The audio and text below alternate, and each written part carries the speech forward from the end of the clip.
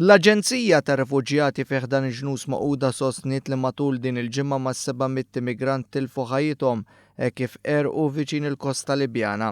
Kelliema l-Ġnus Magħquda spjegat kif mijiet ta' migranti huma rapportati nieqsa wara l-numru ta' dgħajjes li ntużaw minn dawk li jtraffikaw il-bnedmin inqelbu fil-baħar.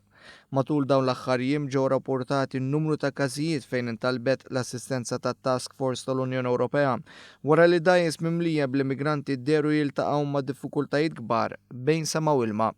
Dan fl-istess waqt li l-awtoritajiet Taljani qalu li ma' 13,000 immigrant ġew salvati fi spazju ta' ftit jiem.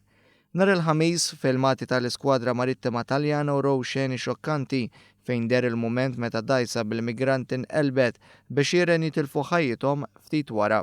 Fil-fatt fil-filmati deru n-numru ta' migranti jippruvaw jaqbdu ma' kull ħaġa biex iżommu fil-wiċċ u bekk isalvaw. Dawn l-aħħar traġedji umani seħħu ftit jiem wara summit importanti fit-Turkija bejn il-mexxej Ewropej u l-awtoritajiet Torok li ddiskuta l-ħtieġa ta' azzjoni biex jiġu salvati aktar ħajjiet.